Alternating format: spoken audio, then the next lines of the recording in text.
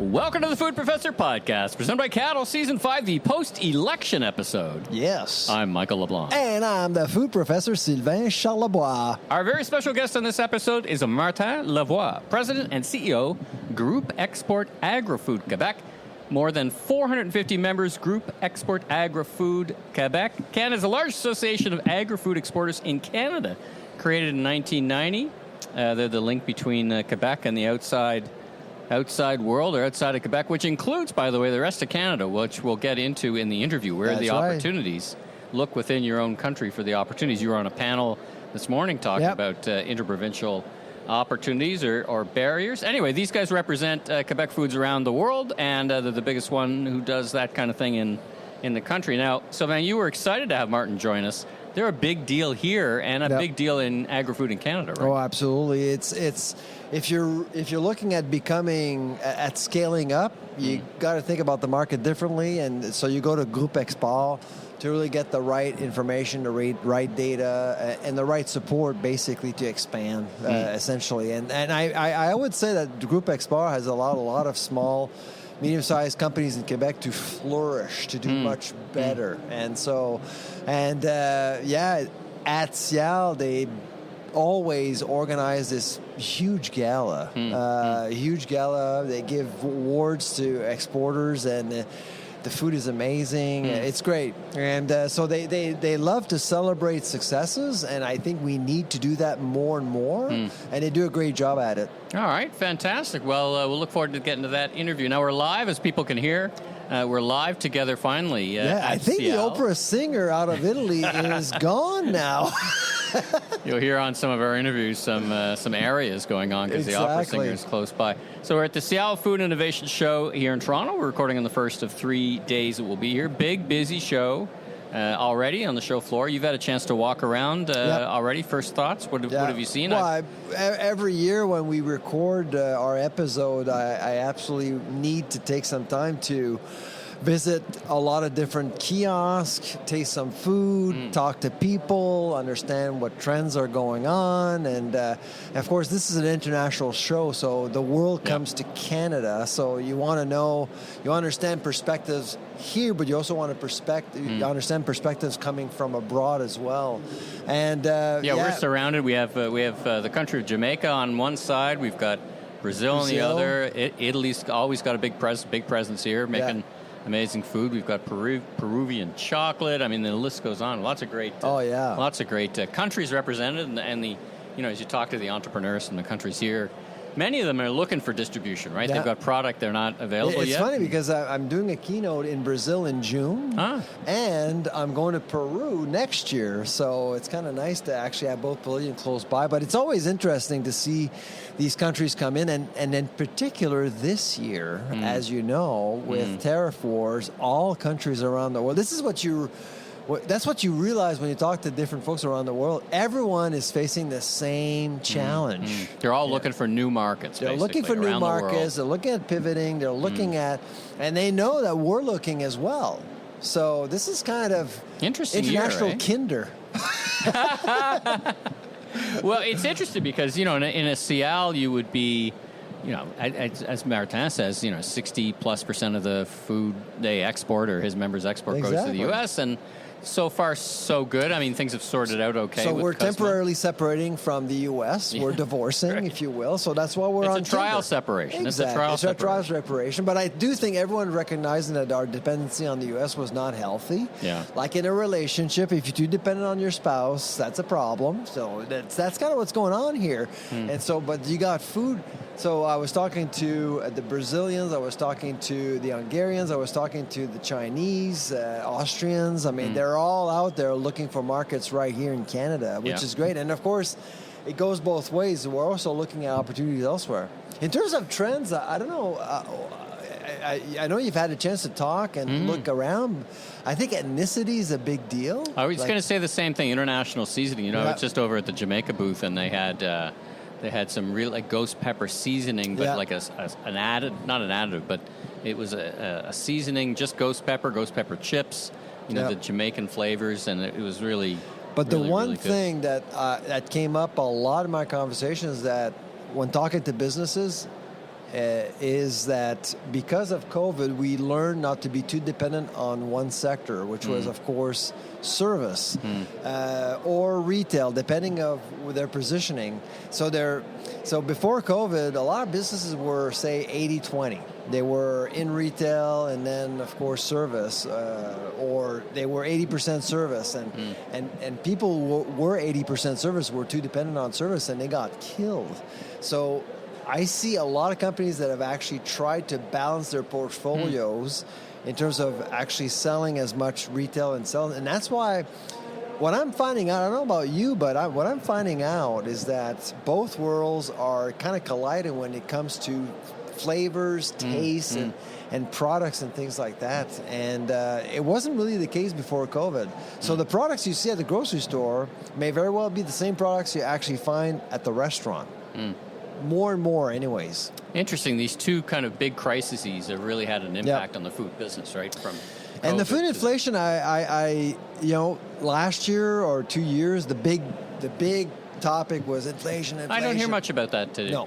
Right? No. I'm not hearing much about that. It's not coming up. I mean, maybe the chocolate and the coffee guys, but yeah, exactly, with input costs. But I would say that the tariff situation is still there. I mean, it's I know that it's dying down. Like it's on a simmer. It's on a bit of a simmer sort of thing, and I think it's going to come back because we have a new administration. We have a new government now in Canada. Yeah, we'll talk about that. Yeah, and but beyond that, I do think that we're past inflation. We're just focusing more on new opportunities and flavors, and it's great. I mean, SIAL is always great. It's a great place to celebrate successes in food. Yeah, it's fantastic. And later on, you're going to hear in later episodes, we're going to have the winners of the Innovation Show on, the Innovation Awards, so we know who they are, but we're not going to reveal them in this episode. Yes. We'll reveal them perhaps in the next episodes. All right, so in fact, you've already actually been on the stage. You were there with Matt McDonald from MNP, Michael Graydon from FHCP, and Sebastian Prince from Retail Council of Canada, talking about overcoming interprovincial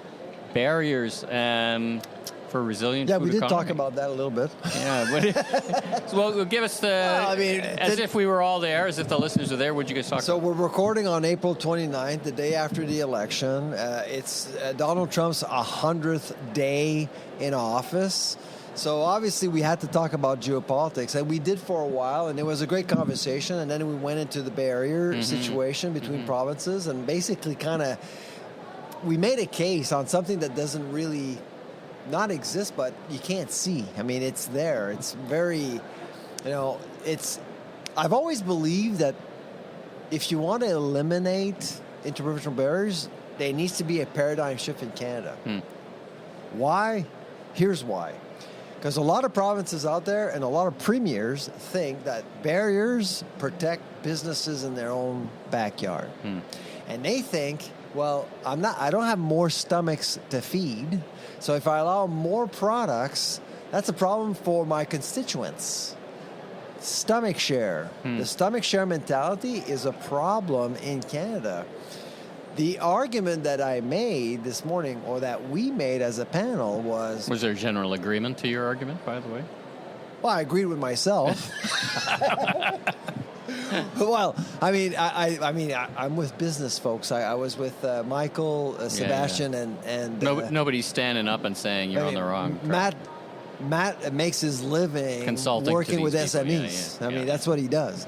So obviously they agreed, and so the rationale the way you create wealth by eliminating barriers is by actually making companies more competitive. And if they're more competitive, they can actually come here at SIAL and sell products at a competitive price. No, they can grow and expand. I mean, that's the whole idea. And this gets back to when we talked to Michelle from Ontario Craft Wineries, right? Exactly. I want to be able to sell their wines and open up the market in Ontario. So to me, eliminating barriers has always been about a paradigm shift, and that's it. Tim Houston flew. I was actually on the plane with him. Oh, yeah? He was sitting right behind me, actually. And I heard all the gossip. That's the Nova Scotia Premier. The Nova Scotia Premier, Tim Houston, actually flew into Toronto a couple of weeks ago to sign a mutual reciprocity deal with Doug Ford, your premier. Yeah, yeah. And so we have these two provinces that have said, you know what, let's actually eliminate barriers, but you got New Brunswick and Quebec in between. Yeah. So there's still a problem, but I think there is some momentum. Okay. Yeah. Let's get into the news. As you said, it is the day after Election Day when we're recording this. It will be kind of not new news, but not old news either. And the country of honor here is Canada, so we're thinking a lot about Canada. I guess under the new 24th and now 25th, I guess he gets to be the 24th and 25th Prime Minister by the numbers. We had Minister Cody Blois on the radio show last week, and I just noticed he won his riding in Nova Scotia. Easily. So maybe he's our future ag minister. What did they call him? Caretaker ag minister under the Carney government. First impressions, like we have a new government-ish. Well, we have the same government with a new leader. What do you make of all this? Well, and are you optimistic? You wrote an op-ed about this opportunity. Talk about it.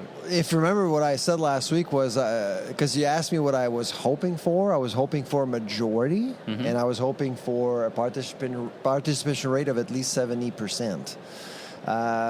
So 19 million Canadians voted. I don't know if it's 70%, but I don't know. It feels short. I think the population was engaged, which is great. Yeah. I think that's what you want. When you look at the new elected parliament, I see stability for the next 4 years. I don't see how you can defeat the Liberals and go back to the polls anytime soon. Why? Because, well, they're at 169. They're 3 votes away, from a majority, which is very close. And instead of having just one party with the balance of power, you now have 2 parties with the balance of power. So technically, the entire parliament would have to vote against the Liberals to bring down the government, which is likely impossible. It's impossible. And so I'm thinking about trades and supply management with the Bloc. Well, if the Bloc is not happy, they can just go to the NDP. And the NDP, they have no seats in Quebec. Zero. So I do see this parliament surviving many, many years, which tells me a couple of things. One, I think that Carney can actually go in to his mandate, being assured that he'll be able to negotiate with the United States and Mexico a new trade deal. That's one thing, which I think is something we all want, okay? I know a lot of people have voted. I didn't vote for the Liberals. I mean, basically almost 60% of the population did not vote. By percentage, the Conservatives did well in terms of increasing their percentage of population. I mean, Pierre Poilievre got more votes, a higher percentage than Stephen Harper did. Yeah. So credit where credit's due, for sure. Yeah, so he ran a really, really good campaign, but he lost. That's the reality here, and so we have to work with the parliament. I've always believed that we get the parliament we deserve. So that's my motto. Even if you don't like it, that's what people want. You have to respect that. And so when you look at the parliament, I think the parliament will support Mark Carney as Prime Minister for a very long time. And that's a good thing. Do you have any feelings around the ministers at this point? I mean, it feels like we were having some conversations off mic today with different people who were saying, listen, you can't put the same body. This is my fear, that you can't, you got to put different bodies in the different chairs at the minister level to show kind of change. You don't want the same cast of characters. I do see, I saw a change in Mark Carney's approach just before the election when he appointed his cabinet. I mean, you got really strong folks like David McKenty in Ottawa. He was just overlooked for 9 years almost. And he's a pretty darn strong MP. And he got into public security, if you remember, and he took his job very seriously because he was involved with the fentanyl issue. I know there are a lot of DEI fans out there, but Mark Carney is more concerned about putting the right people in the right portfolio, which I think is critical for us now. Instead of just setting up a balance cabinet and regional representation. I think. Let's talk about regional presentation. You know, the one other thing that I think about is what are we going to do for the folks in Alberta who are not happy that there would be a Liberal government. I don't think they're not happy. I think they're absolutely frustrated. Yeah. It feels like Carney needs to do something very significant. Last night I was on 3 podcasts. Okay, 2 of them were out of Alberta. You should have heard. These people want to leave the country. They're encouraging people to leave I don't think they will, by the way. They won't. But, people in Alberta are very upset. They're very upset because 3 months ago, they thought it was a shoo-in. Right. Finally, they're going to have representation, fair representation. And they all know that. Say it. And one panelist who I was on with, she called herself a senator in waiting. Yeah. So that's, I don't know if it's true or not, but anyways. Okay. Because you have to apply to be a senator now. I think she did apply, but she's a conservative. So from an ag perspective, what could, there's a lot of agriculture of a particular type in the western provinces. What do you think would help them? Well, I think it's... If you're like, I'm going to do something big, like is it the Grains Act, which they've always hated, Canada Grains Act, is that some big, feels like, if I was Prime Minister Carney, I'd give some big major policy initiative. Well, sooner than later the carbon pricing agenda is pretty scary out west. You're looking at the continuance of the industrial carbon tax. Carney's even talking about a border carbon tax. By the way, it came up many times, and it's actually in his platform. So this is something that everyone needs to know here. If you're importing food products from another country, and you do not have a carbon price fixing scheme or a price policy of some sort to reduce car gas emissions, well, we're going to implement a carbon tax on that, and that could impact the price of food, or it will probably eliminate options for our importers. And this is in this platform, okay? Mark Carney is a big fan of the carbon tax. He basically eliminated the consumer carbon tax because he needed to get elected. Now he's elected. So I'm concerned about that. The other thing, of course, is agri-stability. That's a big issue for out west. It needs to be reformed. And when we say, I've heard this term a couple of times, when we say agri-stability, it's really helping farmers with money. When they lose money, right? When they lose from trade money, decisions, that are beyond right. that. It's called agri-stability, which is really saying, hey, listen, if there's a trade deal that goes on and we got to favor somebody for auto parts, but China's going to punish you, we're going to help you out. Exactly. Right. Or even droughts or floods, things like that. So agri-stability is a very well-known program, but it's not very well designed. And that's why a lot of farmers just don't want to adhere to it. They go to the private sector to get their own insurance. Okay. So the public program we have to support farmers is incredibly unpopular. The Grains Act is another one that needs to change as well. To make it less bureaucratic. The challenge, I think the big disappointment coming out of the West is that we're likely not going to see a government trying to reduce bureaucracy. And that was Pierre Poilievre's one big promise he made. And I think we all agree here, there's too much bureaucracy. Getting anything approved here takes forever. Yeah. And let's remember the different apps that happened, the scandals that happened in Ottawa with the civil service. Now, I don't always lay that down on the ruling party, but the civil service needs a shakeup, man. But, if you're the ruling party, you are responsible. You are responsible. So that's one thing. And, of course, supply management. And supply management is often seen as a regime that only impacts 5 sectors. Poultry, turkey. SM5, and eggs. And that's not the case.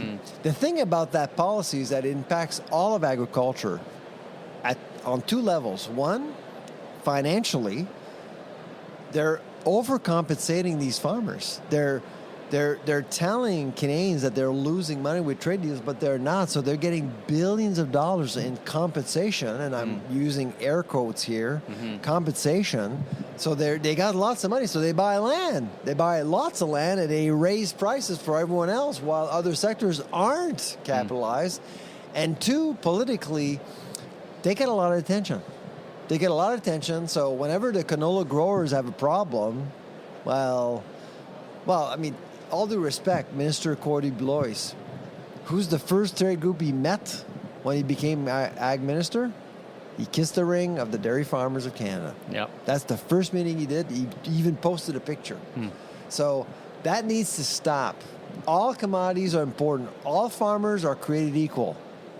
Okay? All right. I read Animal Farm. Okay? Some are more equal than others. Yeah.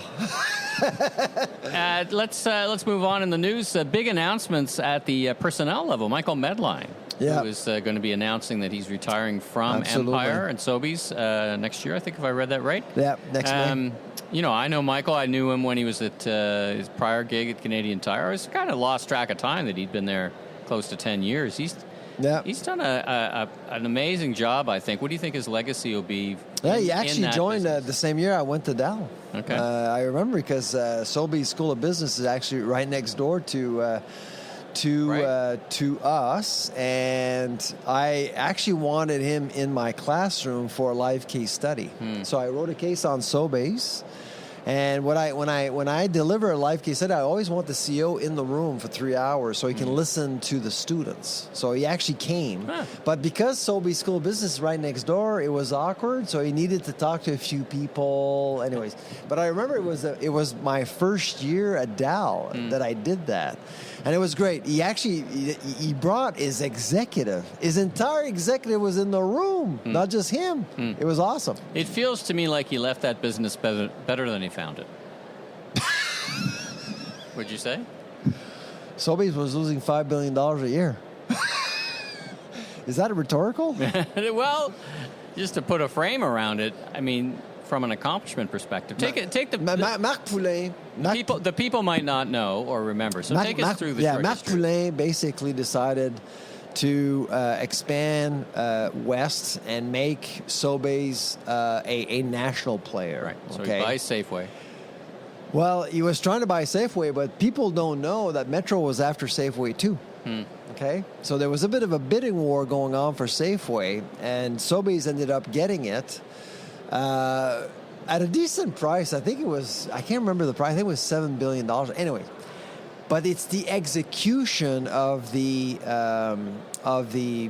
acquisition that really went south. And I do recall one day Marc called me and asked me to facilitate a session in Cambridge, Ontario, with his top 11 executives to actually create this gel between Safeway and Sobeys. And Michael, I can talk about it now because that was, oh my goodness, that was more than 12 years ago. And it was a disaster. I mean, nobody was talking to each other. And at lunch, I had like the executive, and Marc Poulain was eating on his own. So I went to go and see him. And Marc is good with numbers. He's an actuary, okay? But the people side of the business, I don't think he understood quite well. That was one of Michael Medline's strength. He came in, it was a breath of fresh air. He's a branding guy, but he's a people's guy as well. And I think he kind of got appreciated. Now, Marc Poulain is incredibly competent. He's Sure. absolutely competent. I just think he actually made the right decision. It's the execution of the acquisition that killed him. Right. And Michael Medline came in, and you know that things didn't go well at Canadian Tire for him. I think he learned from that experience. Went in and actually dealt with the family, the Sobeys family, which is a delightful family, and got along. But now, a couple of big acquisitions, right? Farm Boy and Longos. Yeah, and this is my own opinion of why he's leaving, because I think he still has a runway. I mean, he's not that old. He's not old. But anyways, I do think that he's leaving because the Sobeys family, the older generation, has moved on. Some have passed on, unfortunately. And I think that the younger generation is looking at expectations are a little bit different. That's just my reading of things. And I guess that Michael just feels that maybe it's time for him to let somebody else actually take over. Well, he's had a good run. 10 years is a long time. So, Yeah.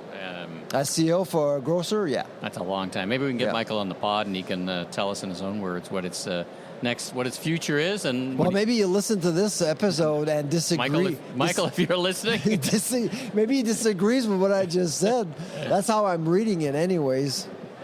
I guess we'll find out. But anyway, Michael 48 Graydon, hours. who I saw this morning on my panel, CEO of FHCP, he was very disappointed in seeing Michael Medline leave, because if there are two people that were instrumental in implementing the code of conduct, it was Michael Graydon and Michael Medline. That's true. And Michael Medline, I think, really made the industry stronger, and he wanted to do that for the industry. Let's talk about TNT. So they've announced another store expansion into the U.S. This seems to be working out well for them. What we're talking. I guess broadly we were talking about ethnic food, but having TNT succeed in America is kind of interesting, right? Yeah, no, absolutely, and it's funny that our grocers are going south, but nobody's coming here. Nobody wants to come here.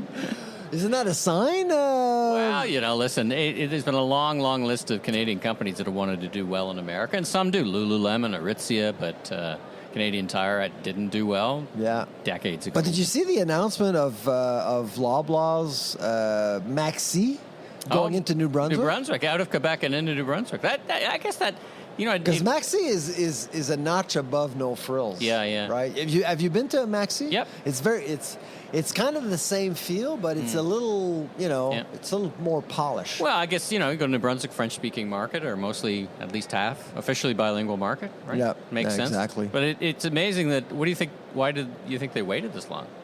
I don't know. I mean, New Brunswick is, let's face it, the Atlantic is a neglected market. It's always seen as old, not vibrant. I disagree with that, to be honest. Because you walk around here, you meet some great people from the Atlantic provinces, right? And I think that by opening up a new store in Caraquette is going to bring more competition and different flavors, different tastes, and so it's good. I mean, as an Atlantic Canadian, you want more of these stores to open. Right. Yeah. All right, well, let's take a break. Let's hear from our great presenting sponsor, Cattle. We're here live at the SIAL Food Innovation Show in Toronto together. It's great to be together with you, my friend. Doesn't happen. Yes. I enjoy it every time it happens. And then we'll hear from Cattle, and then we'll get to our interview with Martin Lavoie, recorded here live at SIAL. Does your digital customer engagement strategy need a serious upgrade? Enter Cattle, Canada's consumer insights powerhouse with the largest, most active panel of everyday shoppers. They're not your typical sponsor. They're the voice of the consumer, always in the know on the hottest trends and shaping what's next. So why Cattle? They go beyond consumer insights. They're trailblazing the future of ratings and reviews and leading the charge in user-generated content. With unmatched syndicated receipt data and the ability to gather reviews across any category, Cattle partners with giants like Walmart and Canadian Tire to deliver results that count. Visit askcattle.com now for an exclusive The Food Professor podcast listener discount on your first review or research campaign today. That's askcattle.com. All right, it's about time we actually have Martin on our show, because I've been following your group for many, many years. We've met a couple of times at different events, but we've never actually had you on our show. So, welcome. Martin Lavoie, CEO of Groupe Export. Welcome to the SIAL podcast. Thank you. It's a pleasure to be here. So you just arrived this morning as everyone else? No, I was here yesterday. Groupe Export is a shareholder in SIAL Canada, so we're involved. That's right. Actually, yes. We have a right. large representation, 10,000 square feet. A lot of companies. So pretty much all our team is here. It's our biggest event in Canada and worldwide. Actually. Yeah, no, absolutely. Yeah. So, as a shareholder of SIAL, are you happy with what you're seeing so far in Toronto? Yeah, I think the last edition of SIAL Canada in Montreal, I think, was great. This is also a great edition. I think there was a lot of uncertainty, obviously, coming into the show in the last few months, but we've seen a lot of interest, with the tariff situation, Canadian companies, and also companies from actually far away or countries from far away that decided last minute to have national pavilion because the world is actually changing as far as trade flows. So is the world sensing an opportunity here? I mean, is this clarion call that now there's a country such as Canada, we're going to trade more with each other, and is this what's driving that? Do you think? I think so. I was in Singapore for Food Hotel Asia a few weeks ago, and you really get the feeling that. And that was a few days after the announcement of tariffs on pretty much every... April 2nd. Liberation Day. Liberation Day. So I think a lot of countries, whether it's very practical because, tariffs are higher now than they were with China's situation is one where suddenly they are looking for diversification of their supply. We see it in products like cranberries, for example. The U.S. is a big exporter. We are big exporters. There's actually a lot of uncertainty about what tariff is going to be in effect when product lands in China. So obviously there's a lot of demand there, and also I'd say countries where they probably won't be. If this goes through like retaliation tariffs, but just the retaliation tariffs in Canada, you mean? No, but on U.S. products, because you're going to have a dynamic where if U.S. put tariffs on imports, some countries are going to retaliate. So this is something that would be an issue or an impediment for U.S. export. But despite that, I think. I see a lot of importers just looking to diversify, to reduce the risk, and also I think they've been a bit annoyed by the move. Actually, that's right. Yeah. So how much flexibility do these companies have when pivoting away from the United States? Has it been easy? Has it been challenging? Are there options out there? Are these options hard to find? Well, I think it's the same dynamic as for exports. I think the closest you are from a commodity product, the easiest it is to switch around, right? Your supply, your export markets, and vice versa. So the closest you are from a commodity product, obviously this is, you see a lot more transitions there. But obviously when we're going to get to our processed products, high-end products, these are smaller volume, and they're going to be, it's going to take like a while to replace that in the future. So it is a longer term, I think, effort. Right. But even there's definitely, I've talked to importers from the restaurant business. They're looking at diversification on small volume items like barbecue sauce, things like that. But it is actually, I would say on every part of the export food chain. Yeah. So what takes you to Singapore? Tell us more about your job and what your organization does so the listeners understand. Well, Group Export is the Association of Quebec Agri-Food Exporters. It's basically 400 export members, actual companies. Not like we have about 40 service members, but they're mostly like companies exporting and who are active in our organization. Okay. We do over 30 trade shows a year, a lot of trade missions. So we support companies by organizing trade shows. You see it here. It's kind of the same environment where we book the space, we build it. How many members do you have here today? I think it's around 60. 60? With booths, with an actual stand, plus all the other members that are walking the show. And some actually have... So most of your 400 members are right here? Not all of them. I'd say if you're more in, there's companies who were in Singapore, for example, are not here today because they are more commodity exporters, not really the target for here. So it's more consumer-focused products. Yeah. Yeah, you're not here to sell bulk, right? You're here to sell the consumer and products. We actually try to do shows that are specific to certain sectors, different markets as well. Like just take the last few months, we've done Sena Seafood Show in Boston. We do Expo West. We were in Mexico, Singapore, CPMA for produce, fruit and vegetables, CHFA in Canada. So we try really to add value to our members, and sometimes they are through generic shows like this one, but someone they're really industry specific, because this is where the value is for the for the companies. If you look at the world map for your members, could you list us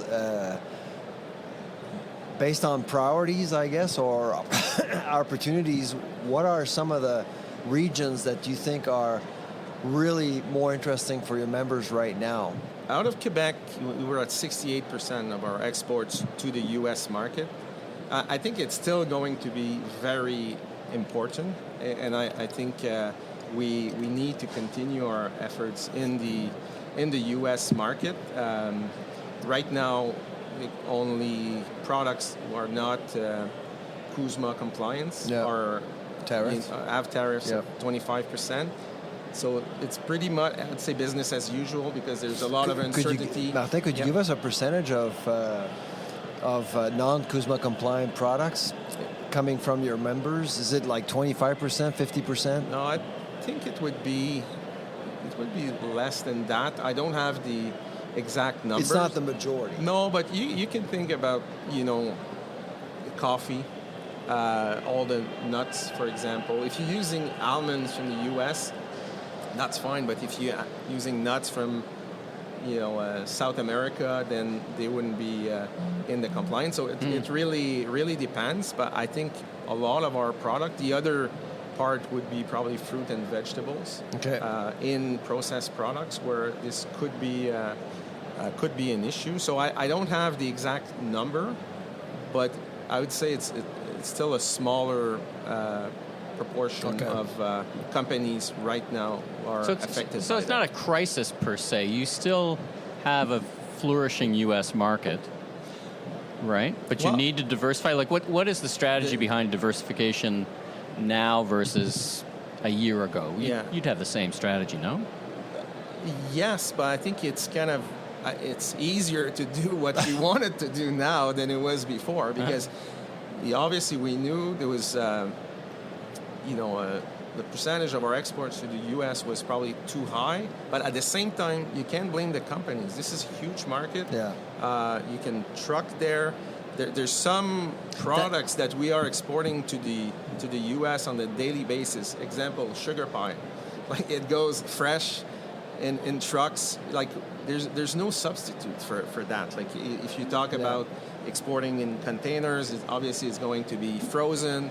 Where's the market for that? So, like I was saying earlier, some products, like dry cranberries, that move like very easily from one market. It's just a matter of prices, basically, and you can move them around. But products like that, it takes a while, or there's limited opportunity. So you just have to reduce production. So I think what I'm saying here is the U.S. market is still important. It's still going to be a very important market for us. I think if you're looking at decreasing the percentage of our exports to that market through diversification, I think that can help the managing the risk. So where are the other opportunities? Obviously, for all of us in Canada and companies from all across Canada, I think the intra-Canada trade is something where we have to look at, obviously, because is it part of your mandate at Groupe Export outside of Quebec? We do just it's outside of Quebec, so it doesn't have to be international. No, exactly. Basically, we do a lot of shows in Canada. I named a few earlier. The CHFA in Vancouver, for example. In Toronto, we do the RC show we've done last year, CFIG, CPMA. We have missions in some parts of Canada, Western Canada, or Atlantic. So it is definitely a priority. It's one that, we also at Group Export, we have fundings from agri-marketing and also MAPAC, but it would be not a federal initiative, just a provincial initiative in that What case. about Mexico? So I was in Mexico in February, and it was in the middle. Of course, it was really at the beginning of the tariff war. But there were questions about Canada, selling into Canada, and so that how do you foresee that? Questions like reliability? Well, reliable, because they're being impacted by the U.S. as much as we are. Well, I was thinking more about, we've been on our podcast, we've been talking about supply chain challenges within our own country, moving stuff around. Maybe get a reputation that we're not as reliable as we could. You have less a problem from Quebec because you've got the St. Lawrence. You don't have to worry about the trains, but you still have port issues and getting product off the docks, right? Is reliability an issue in Mexico? Or anywhere else for that matter? Not really for Mexico, because I don't think there's a lot of sea transportation to Mexico. So it's all trucking. Trucks. Yeah. So obviously cost for that will be a consideration, but also within Canada, it's expensive to get products from Montreal to Vancouver, and vice versa. But I think there's an opportunity, consumers in Canada are looking to buy more local, not only from their province, but also from other provinces. So there is definitely an opportunity right now, and I think we have to fill our gaps east-west. I think we have to work together with other provinces and retailers and buyers to do that. So to me, this is the first step of filling opportunities that may not be happening north-south anymore, but there's an opportunity east-west for sure. And the Canadian market, it's tough to have data that are accurate because it's interprovincial. Sometimes the numbers are 2-3 years back, but this is as significant as the U.S. market to me. From our exports from Quebec, we have 8 million from exports to the U.S. I would say it would be similar or bigger actually for the rest of Canada, because you have products like, if you look at our exports internationally from Quebec, you have obviously pork, chocolate, soybeans, stuff like that. But if you look from intra Canada, dairy is the biggest is the biggest item, because the biggest industry in Quebec is the dairy industry. Then the 40% of the milk produced in Canada is produced in Quebec. But it's a very small exporter internationally. Internationally, but the trade internally is big. So there's different dynamics, but I think there's. Like I said, to me, that's the first step of opportunities we have to work on. Then, obviously, Mexico is a great, I'd say, extension. It's the North American market. Like I was mentioning, you can truck those products. So the sugar pie, for example, if they're not going to the U.S., maybe Mexico is an option. But there's a lot of products like that. And I think it's also vice versa. I think there's an opportunity for Mexican products in the Canadian market, just on selection of where you get the fruits, the vegetables from. I think there's definitely an opportunity, and vice versa. So I think this should be an option. And then obviously we have great markets like Japan. I think we can increase. Europe, it's always difficult, I would say.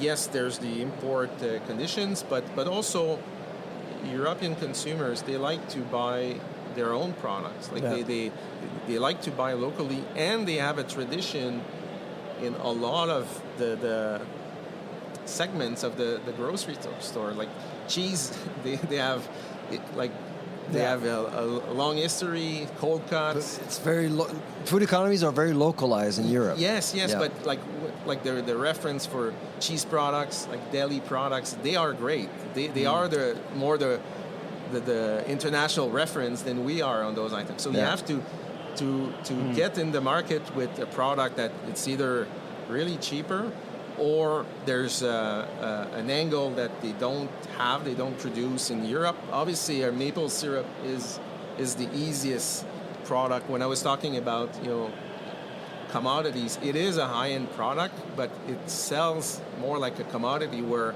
it can... Yeah. The problem is really that the demand in all of those markets is not the same as it is in the U.S., where it's well, of course, it's well established. Yeah. Do you? Let's talk about demand generation, because as I'm listening to you, you go and represent Quebec agriculture at shows, trade shows, to try to get it on the shelf. Have you guys ever ventured into demand generation, hiring influencers, for example, in Europe, to make food with maple syrup? Is that beyond your mandate, or is that something something you might think of? It's a good question, but to me that's beyond our mandate, because we're representing every sector, every company. Product, so which one do you choose? This is a responsibility of the industry associations of the different products. Okay. Like there's Canada pork, there's Canada beef for veal products out of Quebec. That's their job. The demand building part is more through industry associations that are specific. Same for seafood. We can work to get specific shows with industry organizations. It feels like those two things should work in concert, right? Because as you described, I need to build a market, and then you can service and deliver to the market. Not in concert as in the same organization, but well coordinated. Yeah. Is anyone doing that around the world differently than you are? Like when you look around the world, I did some work with the Irish, right? The Enterprise Ireland, they're pretty good at building and fostering markets around the country. Anyone come to mind that you say, hey, we should do more what they do, or are you guys the model for the world? For the world, I don't know. I think in Canada we're we have a solid reputation because we're talking about trade shows, but we do consolidations in shows. We have a shipping platform.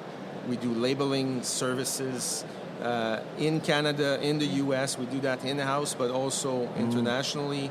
So there's a lot of services, like market intelligence is one that we are doing, so they can have access to Nielsen data in the U.S. market, very specific. So they know what's going on. What's going on. That's very valuable. So there's a lot of things that we do commonly. So we try to get as far as we can in helping companies to export, but. Yeah, I think we have to work, and we do actually work with industry organizations, but the messages are really, specific.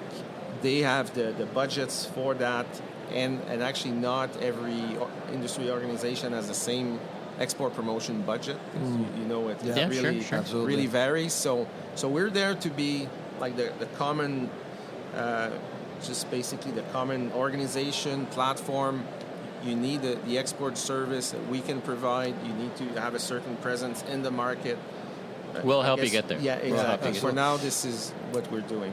To close, I'd like to ask you about your gala. Every year at SIAL, you have this beautiful gala. I attend every year. It's great food, but you celebrate the best, and you give prizes. So, what are the criteria that you look for in order to reward the exporters that you service? Well, I'm not on the jury, so I don't see. I don't even look at the files. So we have industry experts who are gathering together for that. But the results, the sales. This is one. One component, but also quantifiable sales. Yes, you need to have the minimum, and of course, it's going to impact on your file. But they're also really looking at the strategies that you've used to diversify, to penetrate a new market. So the strategies are really important in choosing which company is winning. And this is a prize that is a Canadian prize. So we have companies applying from all over the country, all provinces. Okay. And actually, this year we have a new, it's call it national, but it's also with the National Bank. So it's a new prize for intra or interprovincial trade. So really? trade within Canada. Oh, so okay. the timing for that was actually perfect. Was actually great. Oh, it was being because- planned before the chaos? almost. Yeah. Really? Yeah, Interesting. You guys are so ahead of the curve. I got one last question for you. You know what? So- Why we are really ahead of the curve is Yeah. our event is tonight. Yeah. And last night was the election. Yeah. Yeah. And the Montreal Canadian Series is actually only taking place tomorrow. So it's kind of right in the perfect sweet yeah. spot. Or, Well, actually, they both knew that they could not choose the same evening. That would impact. Exactly. Too much. My last question, then I'll pass it back to Sylvain to wrap us up, is if I gave you a magic wand today, let's just talk with interprovincial, and you could fix something or create something, what would that one thing be that would make a material difference today? Maybe maybe we had Minister Cody Blues listening, Federal Ag Minister. One thing that could make it a better environment for Quebec food. Say for Quebec and for Canada, obviously, just go back to the normal state of things with our neighbors. I think would be the But for definitely- interprovincial, just Oh. the magic one only applies to Canada. You can't take it across the border. Okay. Well, I think for that, I don't want to say that, to me, this issue, I wouldn't say it's overrated, but it is very specific in, the alcohol sector. Definitely we need to be more open, and there is a lot more opportunities we can trade, actually. We had a guest on from Ontario Winery said it was easier to do business in China than in Quebec. Yeah, but the companies in Quebec are actually saying the same thing about SAQ in Quebec. That sometimes it's easier to export than to get in because they're small.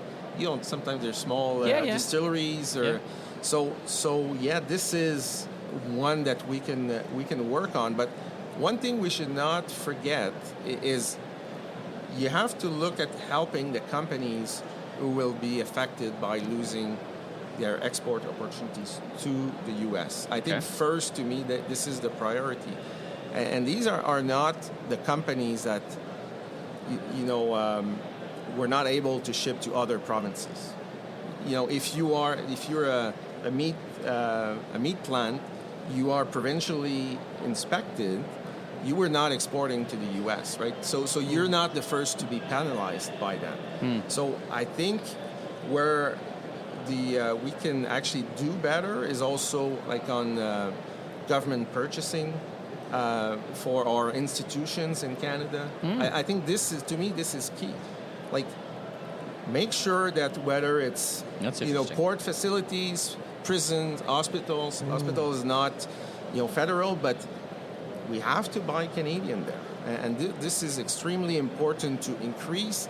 I think the more we support our companies naturally with opportunities in other provinces, opportunities in our institutions, the less you might have a need to bail them out later with programs, because the sales is going to drop a little bit because obviously they went to the U.S. market because there was a great opportunities. But if we can fill them differently, I think we're going to reduce the pressure on every agri-food processor in Canada.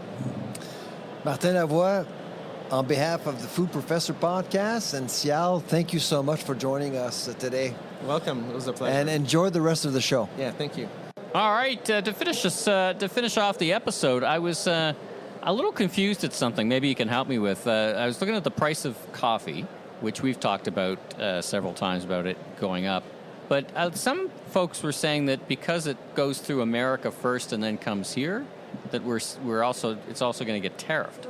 So we're getting it's not cosmetic. It's not cosmetic. Talk about that I thought it would be just we'd be fine. We would import it from Jamaica or Brazil or whatever, but it comes into America and then to Canada? Yeah, so depending if there's processing going on in America, then your tariff. And so this is why sometimes tariffs tend to impact supply chains, how they're structured. Because like the roasting, for example, anything that has to happen with the beans, all of a sudden things that were happening in the U.S. because they were efficient and less costly, then you're wondering, okay, so do I change suppliers or do I do some of my stuff on my own? But like a Mother Parkers, if they are scaled, wouldn't they bring in green beans Probably. and roast them here, right? Yeah. So I mean, some businesses wouldn't be impacted by tariffs at all. yeah. Yeah. Interesting, right? Yeah. Did you see today was a bit of a flashpoint where Amazon, there's a story about Amazon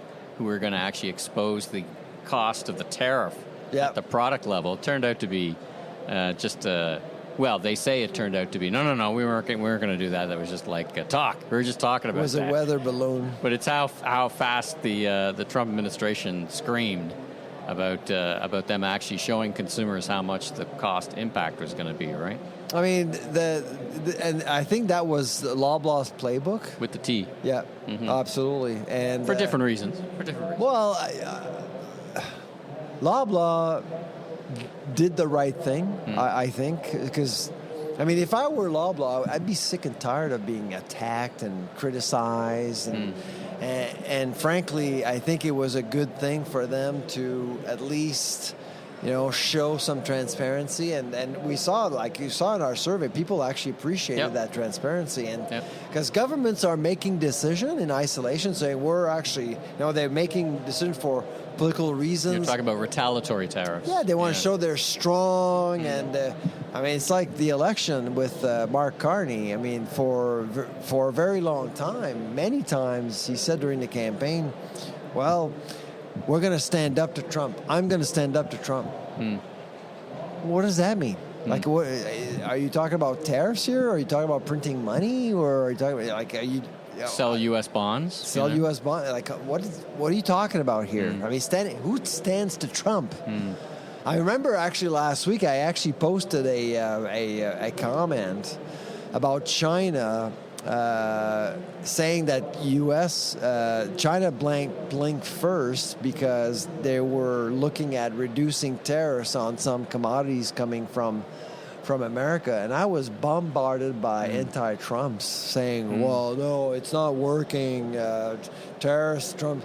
Well, you know what? No, I did look at the readout from the Chinese ministry because I was like, because it was not on any news in America, which would be the first one to say that China blinked. Exactly. Now, according to this article, and according to the readout from the press conference from the Chinese government, they said, well, we're going to reduce retaliatory tariffs on certain key airline parts, aerospace parts. But I'm not sure they've called Trump yet. So I wouldn't say pressure's building in America, man. You've got a lot of people very worried at the retail sector. The first Reuters report, I actually did see some ag commodities, which is why I posted it. And I was talking about ag commodities, agri-food commodities. So, yeah, no, it's complicated. And in fact, actually, I went to the U.S. They usually have a big presence here. Yeah, how's that? And of course, they're always here, big kiosk, and it was pretty lonely. Tumbleweeds. Oh yeah, and so I had 6 people talking to me. So I was with someone, went over and said, should we go to the U.S.? They had no samples, nothing, but it's okay. I went there and asked them, so how's it going? I mean. And the first thing they said was, I'm sorry. Now, coming out of the show, we'll have a couple more interviews for the main show. I got an interview I did at the Ontario Craft Wineries convention, and then we're going to have lots of content for the summer because we're talking to lots of people, and later in the week we'll be talking about the innovation winners, and Girth is here with cheese contest. So Did you see Girth yet? I have not seen, but he's pretty tied up usually at the beginning of these shows, so I haven't seen him yet. I know. But I went to the cheese place. Yeah. Oh my gosh. Yeah, I like a good cheese. It's unbelievable. I like a good cheese. Yeah. That's it. Let's leave it there. I'm Michael LeBlanc. I do a bunch of stuff, and you are?